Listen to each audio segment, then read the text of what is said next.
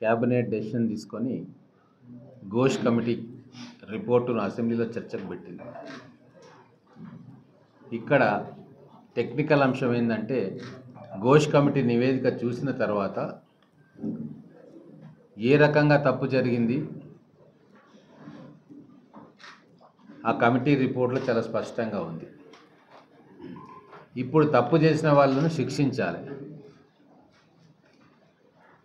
శిక్షించే అధికారం పోలీసు వ్యవస్థకు ఉంటుంది, ఇన్వెస్టిగేటింగ్ ఏజెన్సీస్కి ఉంటుంది. అయితే ఇక్కడ రాష్ట్ర ప్రభుత్వ ఆధీనంలో రాష్ట్ర పోలీసు ఉంటుంది. స్టేట్ పోలీస్ యొక్క జ్యూరిస్డిక్షను ఈ రాష్ట్రంలో జరుగుతున్న వ్యవహారాలు, ఈ రాష్ట్రంలో ఉన్న కార్యాలయాల మీద ఉంటుంది. టెరిటోరియల్ జ్యూరిస్డిక్షన్ స్టేట్ పోలీస్ది ఒక టెరిటోరియల్ జ్యూరిస్డిక్షన్ స్టేట్కు పరిమితమవుతుంది. కానీ ఇక్కడ ఘోష్ కమిటీ ఇచ్చిన రిపోర్ట్లో అంతర్రాష్ట్ర నదీ జలాలకు సంబంధించిన విషయం ఉంది. తుమ్మిడిహెట్టి దగ్గర ప్రాజెక్టు మేడిగడ్డకు షిఫ్ట్ కావడానికి సిడబ్ల్యూసి ఇచ్చిన లేఖల ఆధారం,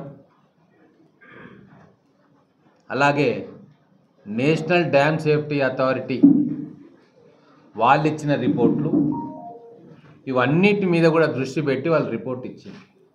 మరి ఇప్పుడు ఇన్వెస్టిగేటింగ్ ఏజెన్సీస్ దోషులకు శిక్ష పడాలంటే ఫర్దర్ దర్యాప్తు చేయాల్సి వస్తుంది. ఢిల్లీ కేంద్రంగా ఉండే సంస్థల నుంచి డాక్యుమెంట్స్ రావాలి అంటే రాష్ట్ర ప్రభుత్వ ఆధీనంలో ఉన్న పోలీసులు కానీ మిగతా ఏజెన్సీలు కానీ ప్రయత్నం చేస్తే రావు.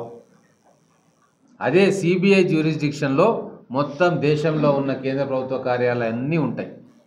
మహారాష్ట్రకు సంబంధించిన అంశాలు కూడా సిబిఐ తీసుకోవచ్చు, వాళ్ళ జ్యూరిస్డిక్షన్లో ఉంటుంది.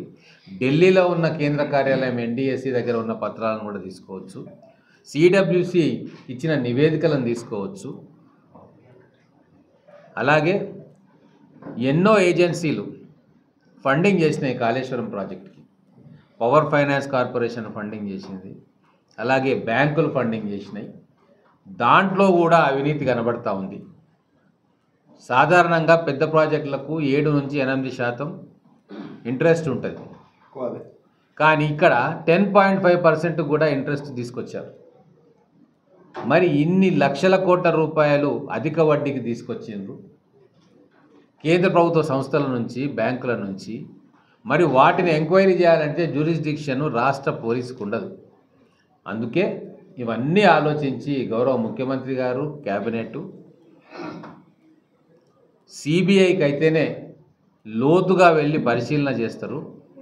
సత్వర ఎంక్వైరీకి సిబిఐ కరెక్ట్ అని చెప్పి టెక్నికల్ అంశాలతో కూడినటువంటిది కాబట్టి ఈ నిర్ణయం తీసుకున్నారు.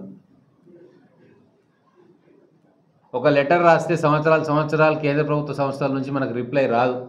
మరి అప్పుడు తొందరగా మనం దోషులను నిర్ధారించడానికి లేదా ఏ సెక్షన్స్ మీద కేసు పెట్టి వాళ్ళకి శిక్షించడానికి ఆస్కారం ఉండదు. కాబట్టే